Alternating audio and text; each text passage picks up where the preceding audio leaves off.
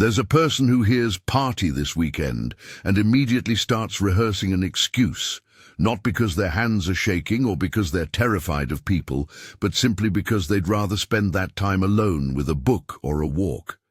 Sound familiar? That tiny, ordinary moment, preferring a quiet evening to a crowded room, captures the central puzzle of this video. Why do some people genuinely prefer solitude, and what's actually going on when they choose it? I'll be honest up front. Preferring solitude is not the same thing as being lonely. One is a wound, the other can be a resource. Over the next several minutes we'll untangle that difference, introduce a useful psychological label you might not have heard before. Look at what research and some brain science suggest, and most importantly, give you a practical way to tell whether your solitude is a nourishing practice or a defensive shield. If this sounds like you, there's another video that unpacks how your brain processes stimulation. Loneliness and solitude are often mixed together in everyday talk, but they feel very different from the inside. Loneliness is a painful gap between the connection you want and the connection you have. Solitude, when chosen, is the peaceful space where you refill. Researchers have tried to capture this difference with more precise terms. A 2016 team at the University at Buffalo described unsociability as a distinct pattern. People who prefer being alone, not because they fear people or because they're hostile, but because social interaction just isn't their first choice. That's different from being antisocial, actively rejecting others, or from avoidant patterns driven by fear. Think of three doors. One says, "I don't like people," another says, "I'm afraid of people," and the middle door says, "I simply prefer quiet." Unsociability points to that middle door. So what might underlie that preference? Part of the story lives in how our brains respond to stimulation. A handful of studies suggest that people who prefer solitude often have a lower tolerance for external stimulation. Imagine spices on a scale. Some people like everything extra spicy, others prefer one pinch. For those who prefer solitude, the world's social buffet can feel like piling jalapenos on a plate already full of chili. Social situations are stimulating. Noise, faces, emotional exchange, and for some, that flood of input is fatiguing rather than energizing. That doesn't mean their brains are broken.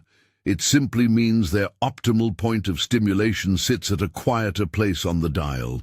At the same time, studies using brain imaging point to a pattern that's almost the inverse.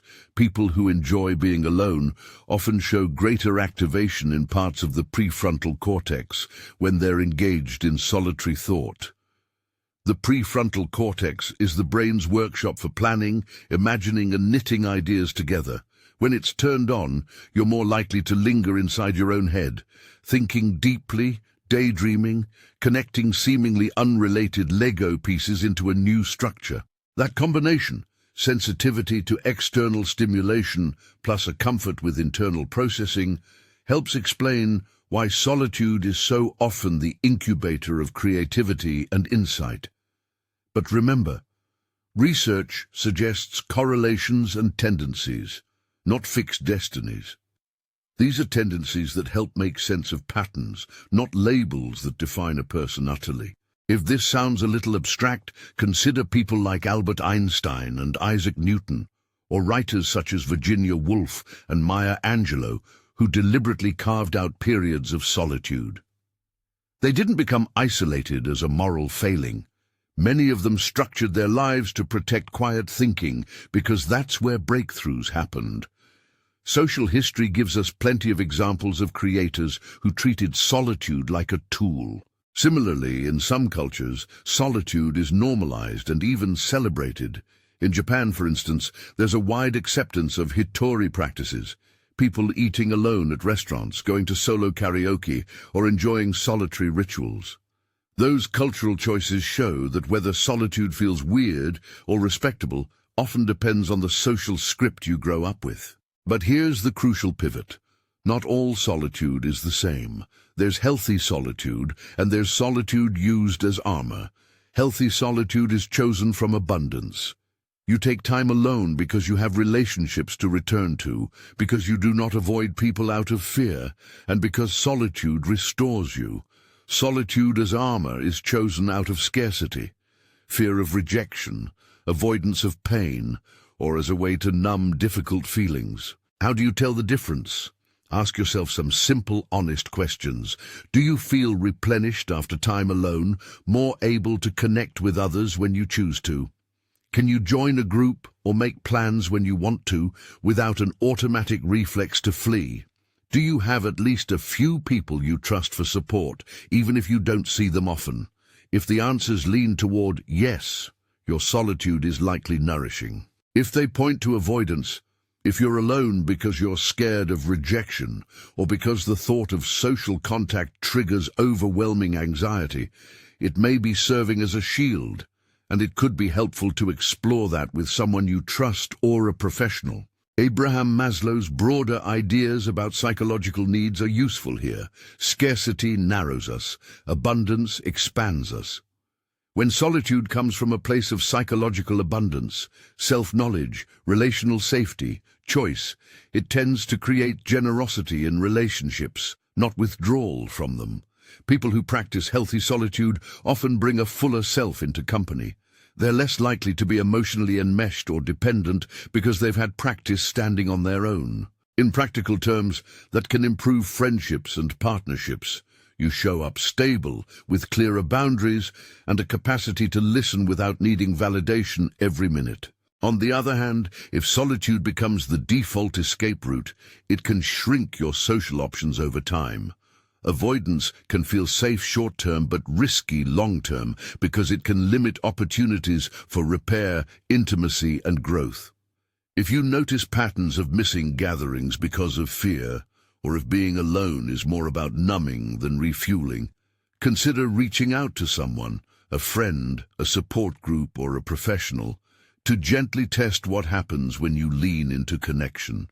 Framing that exploration as curiosity rather than a fix keeps the pressure low and the agency yours. So what does healthy solitude look like in everyday life? It's scheduling an hour to write, to walk, to think. Intentional time that isn't about escaping others, but about sharpening your capacity to be with yourself. It's saying no to Friday night plans because you already booked a date with a project that matters. It's also being able to say yes when a friend invites you because you genuinely want to be there. That balance is the social payoff. Solitude that feeds you makes you more present, less reactive, and better company. If you've ever worried that preferring alone time makes you less social or weird, here's a permission slip. You're not broken for wanting quiet. In many cases, your preference is a form of social intelligence, a recognition of your own limits and needs. You might be protecting the space where your best ideas and truest thoughts emerge. That's not arrogance, it's stewardship of your attention. Still, this is not an either-or where solitude always wins. The healthiest pattern tends to be a flexible one. You value solitude, but you also maintain the capacity to connect. If you're doing both, you get the creative, reflective advantages of alone time and the resilience-building benefits of meaningful relationships. If you're unsure where you fall on that spectrum, try a small experiment. Mark 2 weeks on your calendar. Intentionally schedule one solo practice that genuinely restores you, reading, walking, working on a hobby, and also arrange one low-pressure social interaction. Notice how each feels. Do you come back to others differently after a good stretch of alone time? Do social moments feel less like consumption and more like exchange? These tiny measures are often more revealing than big pronouncements. Before we wrap, one short truth that's worth keeping. Sometimes the simplest answer is also the most honest. People choose solitude for many reasons: comfort, creativity, temperament, and sometimes because, plain and simple, they like themselves. Because I like myself. That sentence carries a lot. It names a kind of self-sufficiency that is neither grandiose nor lonely. It's the quiet confidence of someone who knows their own rhythms. If this resonated, try a small step today. Notice how you feel after an hour alone versus an hour with people. If you want to dig deeper, check out the follow-up videos we mentioned, one that dives into how your brain processes stimulation, and another full of practical routines for recharging without cutting ties. And if you feel like sharing one short line, drop it in the comments. I recharge by... I'd love to read a few.